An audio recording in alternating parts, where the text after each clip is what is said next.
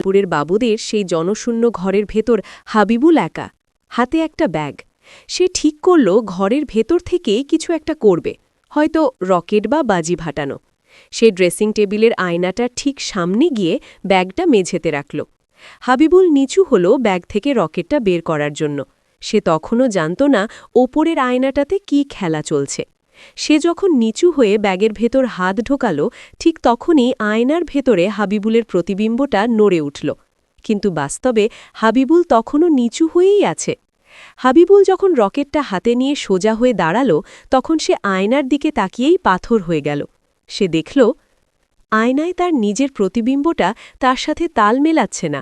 সে সোজা হয়ে দাঁড়িয়ে থাকলেও আয়নার প্রতিবিম্বটা তখনও নিচু হয়েই আছে এবং ব্যাগ থেকে কি যেন একটা টেনে বের করছে। হঠাৎ আয়নার সেই হাবিবুল মাথা উঁচু করল, কিন্তু তার মুখটা হাবিবুলের মতো নয়। চোখ দুটো সম্পূর্ণ সাদা এবং মুখে এক পৈশাচিক হাসি। হাবিবুল ভয়ে এক পা পিছিয়ে গেল, হাতে থাকা রকেটটা মেঝেতে পড়ে গেল। সে দেখল আয়নার ভেতর থেকে একটা কুচকুচে কালো হাত ড্রেসিং টেবিলের ফ্রেমটা ধরে বাইরে বেরিয়ে আসার চেষ্টা করছে। ঘরটা হঠাৎ বরফ শীতল হয়ে গেল। হাবিবুলের মনে হল তার চারপাশটা অন্ধকার হয়ে আসছে এবং সে একা নয়, অদৃশ্য কেউ একজন তার ঠিক পেছনে দাঁড়িয়ে তার ঘাড়ে নিঃশ্বাস ফেলছে। ওরে বাবারে বলে একটা বিকট চিৎকার দিয়ে হাবিবুল রকেট, ব্যাগ সব ফেলে দরজার দিকে দৌড় দিল।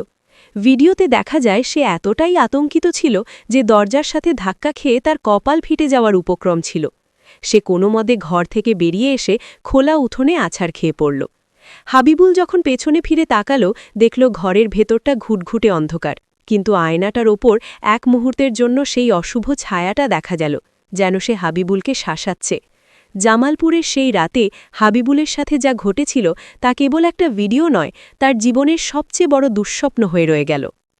ঘর থেকে চিৎকার করে বেরিয়ে আসার পর হাবিবুল কোনো মতে বাড়ি পৌঁছল, কিন্তু সেই রাতের বিভীষিকা তার পিছু ছাড়ল না। পরদিন সকালে যখন বাড়ির সবাই ঘুম থেকে উঠল, দেখল হাবিবুল বিছানায় বসে এক দৃষ্টিতে দেওয়ালের দিকে তাকিয়ে আছে। মা কাছে গিয়ে ডাকতেই সে ভয় শিউরে উঠল। তার চোখ দুটো কোটরগত, মুখটা ফ্যাকাশে। বাড়ির লোক ভাবল হয়তো রাতের বেলা ভয় পেয়েছে, তাই তারা তাকে এক গ্লাস দুধ খেতে দিল, শরীরটা একটু ঠান্ডা করার জন্য। হাবিবুল যখন দুধের গ্লাসটা হাতে নিল, হঠাৎ সে গ্লাসের সাদা দুধের দিকে তাকিয়ে চিৎকার করে উঠল। তার মনে হল দুধের ভেতরেও সেই আয়নার মতো ছায়াটা দেখা যাচ্ছে। সে হাতের গ্লাসটা সজোরে আছাড় দিয়ে ভেঙে ফেলল। এরপরই শুরু হলো তার অদ্ভুত আচরণ। সে ঘরের আয়না দেখলে কাপড় দিয়ে ঢেকে দিচ্ছে, একা একা কার সাথে যেন বিড়বিড় করে কথা বলছে, মাঝে মাঝে হাহা করে হেসে উঠছে, আমার পরক্ষণেই ডুকরে কেঁদে উঠছে। জামালপুরের সেই চঞ্চল ছেলেটা এক রাতের ঘটনায় যেন পুরোপুরি বদলে গেল। সকাল থেকে রাত পর্যন্ত সে কেবল ঘরের কোণে গুটিসুটি মেরে বসে থাকে।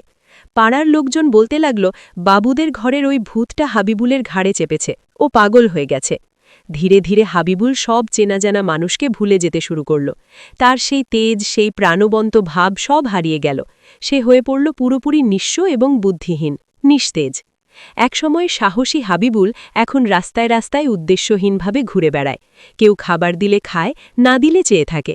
মানুষ তাকে দেখে আফসোস করে বলে, ওই একটা রাতের ঘটনাই ছেলেটার জীবনটা তছনছ করে দিল। জামালপুরের সেই পুরনো বাড়িতে আজও ওই আয়নাটা আছে, আর হাবিবুল আজও সেই রাতের আতঙ্কে গুমড়ে মরে।